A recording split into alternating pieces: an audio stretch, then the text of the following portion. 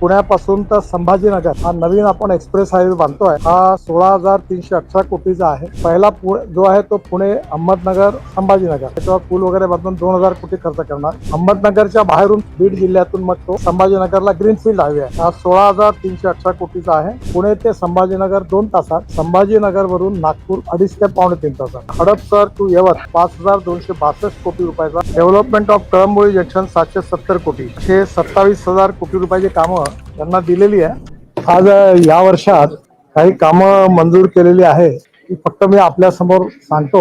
अनायसे आज या ठिकाणी आलो, आमदारांच्याही मागण्या होत्या ती घोषित करतोय। आपण MSIDC ला म्हणजे दीक्षित साहेब ज्याचे अध्यक्ष आहेत PWD कॉर्पोरेशनचे, त्यांना आपण काम दिलेलं आहे। त्याच्यामध्ये जी कामं आहेत त्याच्यामध्ये सगळ्यात पुण्यापासून तर संभाजीनगर हा नवीन आपण एक्सप्रेस हायवे बांधतोय। हा 16,318 कोटीचा आहे। MOU झालेला आहे। एक पहिला जो आहे तो पुणे अहमदनगर संभाजीनगर असा रस्ता आहे।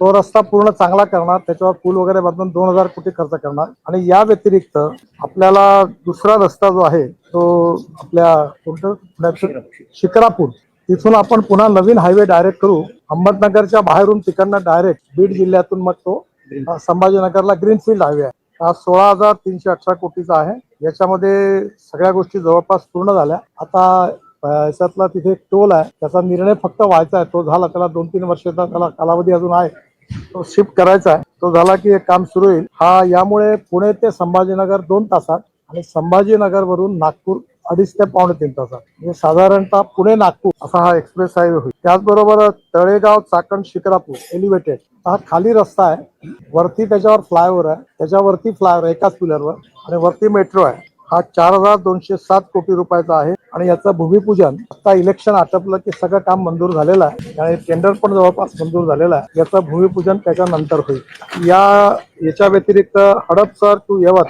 हा एलिव्हेटेड आहे, 5,262 कोटी रुपयाचा।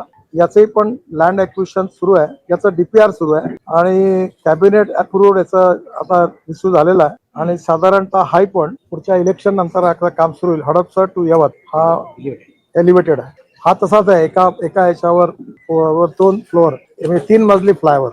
डेव्हलपमेंट ऑफ कळंबोळी जंक्शन 770 कोटी, असे 27,000 कोटी रुपयाची कामं त्यांना दिलेली आहे। या व्यतिरिक्त NHAI कडनं पुणे ते नाशिक फाटा जो आहे तो कोणता रोड आहे? नाही, तो नाशिक पुणे नाशिक फाटा रोडला नाव काय? खेड फाटा टू खेड, नाशिक फाटा टू खेड। आता 2 पॅकेज मध्ये आहे। त्याचं 93% लँड ॲक्विजिशन झालेलं आहे। याचं पहिलं पॅकेज आहे नाशिक फाटा टू आळंदी फाटा, हा 4,403 कोटी रुपयाचा। आणि नंतर पॅकेज फ्रॉम आळंदी फाटा टू खेड हा जवळपास 3,398 कोटी रुपयाचा। हे 7,800 कोटी आहे। हे 7,800 कोटी जर धरलं आणि फ्लायओव्हर फ्रॉम ओल्ड पुणे नाका टू सातारा चौक तो वेगळा आहे। याच्यामध्ये हा साधारणतः हे सगळी अमाऊंट आहे ही 35-40-50,000 कोटी केवळ पुणे शहराकरता कामं मंजूर झाली आहे। यातला शेवटचा मोठं काम जे आहे ते वेस्टर्ली बायपासून पुणे सातारा जो रोड आहे, जो रिलायन्सकडे होता, ज्याच्यावर बरेच ॲक्सिडेंट होत होती, तो आता आम्ही त्यांच्याकडनं वापस जाऊन दुसऱ्या कंपनीला बँकेने टेक ओव्हर केला। तर त्याच्यानंतर त्या ठिकाणी नवीन DPR तयार करून 6,500 ते 7,000 कोटी रुपयाचा नवीन फ्लायओव्हर वगैरे करून अप टू सातारापर्यंत रोड आहे। त्यात खंबाटकी घाटाची टनेल एक पार्ट एकदम ओपन करायची वेळ जवळपास झाला आहे।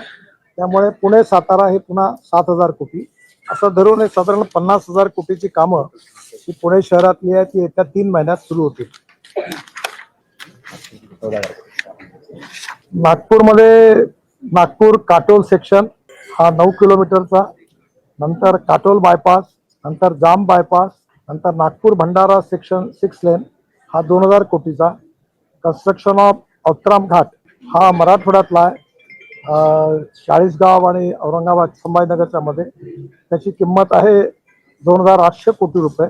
नंतर 4 laning of Taloda border to Shahada हा 1,074 कोटी हा मंजूर केलेला आहे।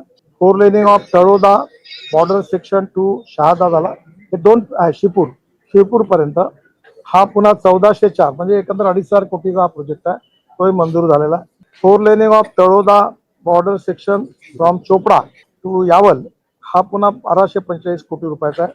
नंतर Taloda border section to Yavat to Raver MNH-MP border Raver पर्यंत हा जवळपास 1400 कोटी रुपयाचा आहे आणि स्टँड अलोन प्रोजेक्ट 25 नंबर छोटे आहेत, मी माझ्या वेबसाईटवर टाकून देईन. असं हे 15,000 कोटीचे आहेत. याच्या व्यतिरिक्त CRF मध्ये पुन्हा आता मंजूर केला आहे आणि अॅन्युअल प्लॅन मध्ये 60,000 कोटी रुपयाचे कामाला जवळपास मंजुरी दिलेली आहे.